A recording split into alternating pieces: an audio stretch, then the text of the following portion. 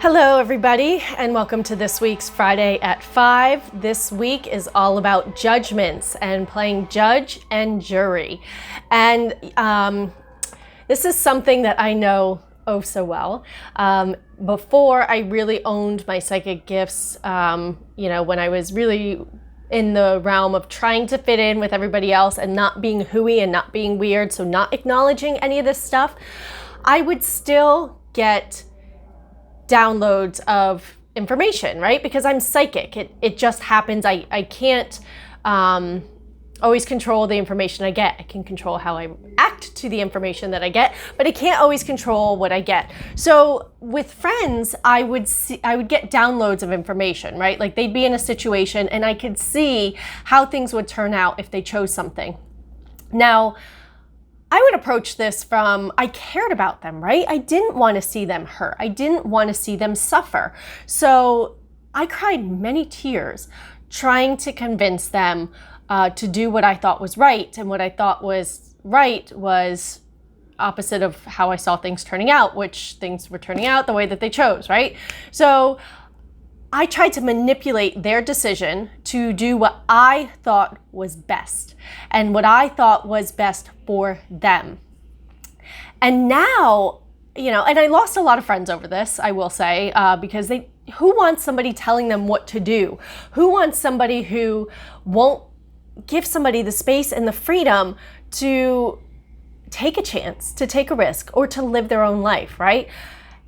Most of us hate being told what to do, yet we have zero issue telling other people what to do. And I look at it now like what a fucking superior bitch I was. Like totally superior bitch.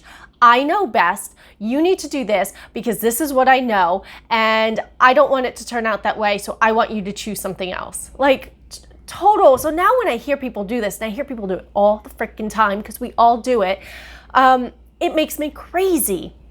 Because there is no freedom of choice, right? And there is no freedom to just be. There's just judgment and judgment and judgment on top of judgment, right? Even things like, I'm not gonna go off on that tangent. So as an example, of experiencing this in my life, when I was first thinking of moving to New York, I'll never forget, my father sat down and he was like, do you know how many people move to New York with big dreams and fail? And I was like, so you're basically saying I'm going to fail. And he's like, no, that's not what I'm saying. He's like, but I just don't want you. And I was like, well, I'm already living in your basement. So if things don't work out, that's my worst case scenario, is I'm coming right back to where I am now. But if I don't try, I'm never going to know. Now that, unfortunately, my father didn't live to see the result of that. But that decision was the single best decision of my entire life so far. So it was the best choice for me. Was it risky? Yes. Could I have failed? Yes. Has it been easy? No. Have I struggled? Yes. And so it could have gone a lot of different ways, but the point was I actually had to experience it to know and to find out, so I didn't always wonder. And for me, that was the biggest thing, is I didn't want to live with a regret. I didn't want to live with always wondering, what if I had made that choice? Because I'd heard that from family members. So I could have bought into his judgment, and it came from a place of caring. He cared about me. He didn't want to see me hurt. He wanted me to play it safe, but playing it safe was killing me. It killed me. I lost everything because it was so painful to live a lie like that. And yet we push people into this all the time. We don't want to see people fail. We don't want to see them hurt. But that's where the gifts are a lot of times. That's where we learn, like when I failed and when things weren't easy, that's when I learned that, how strong I was and how much I could actually take on and how much I actually could do. And it led to other opportunities, right? Like I bartended. I remember my dad he could not, he thought it was the biggest joke. I could never be a bartender. There was no way that I could be that strong to do what was required to run a bar, to handle a crowd, right? He did not see that for me at all. And I was one of the best fucking bartenders, and I'm not even saying that with conceit. Like if you do a poll of any of the customers, they'll tell you. I don't have to toot my own horn. They did it for me. So I know that I learned a lot about myself and a lot about how I was in different situations. And I gained so much information. And so buying into people's judgments and fears, even when they're best intentioned, we actually deny people so many opportunities. We deny them so much that they could gain for their lives because we don't want to see it. We don't want to see them suffer. We don't want to see them cry. Now, when people cry, is it upsetting? Yes. But there's, again, so many gifts in it. So who are we to say what's right and what's wrong? Why aren't we more concerned with what we're actually doing over here? Like with the choices that we're making? And are we living the life that we want? Or are we playing it so safe that we have nothing else except to latch on what somebody else is doing and judge the fuck out of that, right? Instead of actually taking the chances in our own lives to be happy, to create a life that works for us. And so, it makes me crazy. And, I was just subjected to fuck ton of judgment without ever being seen, without, nobody knows a thing about me. And yet I was judged so severely. I actually, I didn't even want to be around that situation anymore. I was like, you know what? I'm going to deal with myself over here. I'm going to make the best of it. Y'all go have fun because I don't need to be a part of that, right? If you're already judging me that hard and you already have decided things about me without ever even meeting me, go ahead, continue to think that. It doesn't bother me. I don't need to change your mind. You can continue to think that over there. And I'm just going to continue to enjoy myself over here because if you actually got a chance to know me, it might break down some of what you've decided is true for me. Right? But so many times we get so locked into those beliefs and what we think is true and what we think is right and what we think somebody should do and how they should act and who they should be with. But at the end of the day, we're not the ones going to bed with our choice. We're not the ones waking ourselves up in the mirror. Now, I have encouraged people when I know they're not happy that, if they're not choosing, it's still a fucking choice. And if you're not happy and you want to, you want something different, then yes, I'm going to offer you information on something different, on what else is available, on what else is possible. But it's not coming from a place of like, I know best for you. It's because really you're stuck in some shit and looking for a way out, right? So it's a little bit different. I'm not judging you for your choice to get into the shit. You got into the shit, but if you want help getting out of it, and that's a whole different space to come from because if somebody is actually wanting help, wanting to figure things out, wanting something different, we can offer it and contribute to it in a way that they can actually hear it, in a way that they can actually use it, and hopefully make some changes in their lives to actually create what they want instead of just judging. And again, I think about, we're just taught to do this, right? We see it on TVs, we see it on movies, all the backstabbing, all the gossip. Oh my God, if you watch any reality TV, which I've never watched really any episode of anything because it makes me sick, but people are addicted to that drama. People love the drama. And if there's no drama, then it's boring, right? There's no excitement. And so we've got to create it. We've got to create something, but we hate it. We hate the drama. We don't want to be involved with it, but we thrive on it because we're so fucking bored with playing it safe in our own lives that we don't have shit else to do except create drama to give us a distraction from it instead of actually living a life that works for us. Like that's really what it comes down to is, a lot of people that I see buying into it, they're making a lot of choices to play it safe. They're maybe not even analyzing their own lives to see what changes they could make to have what they want because they're too busy dabbling in the drama because they're so fucking bored with the way things are. And so, they don't know any better. And so, so this is my hopefully contribution to help people realize that you can have a life without drama. Doesn't mean there's never a fight or an argument and that things go smoothly all the time. No, but there's no drama about it. There's simply, what happened and, what we want to be. So as an example, I just had a huge situation with my boyfriend and with his family, and that's where all the judgments were coming from.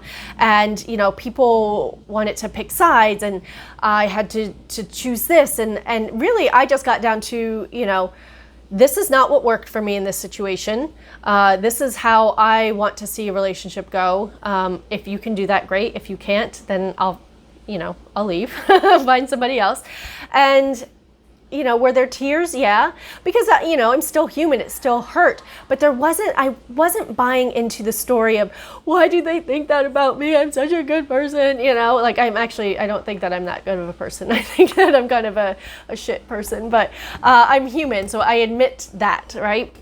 I just try to be better than I was yesterday. So, I don't go into all of those stories anymore. But what I did go into is, again, this is what happened, right? This is how you chose to act. This is what I need somebody to do for me, when I'm in a relationship. Do you think you can do that? And worked through it without the drama, without, the lengthy amount of time of, cold shouldering, name calling people out, vague booking with, if you think you're gonna get away with this, then you've got another thing coming, right? You know who you are. All this fucking shit, man. So yeah, these judgments, if we could just let them go. And even I used to be really big on right, wrong, and this behavior is right, that behavior is wrong. Murdering somebody is wrong and not murdering everybody is right. Is murder wrong? Yes, but I'm playing in a bigger picture right now, and I might lose some of you here, but I'm gonna just throw it out there for those of you that are interested, that are playing with this. I'm looking at the universe, right? And God, whatever you want to call it. Everything was created by that one universe, right? Or that one God. There was no judgment when it was created. Religion teaches that there's the devil, right? And religion teaches the right and the wrong. But from the universe's perspective, it just is. And you can't know what you want until you know what you don't want. So sometimes the universe will give us situations so that we know, hey, I don't want that.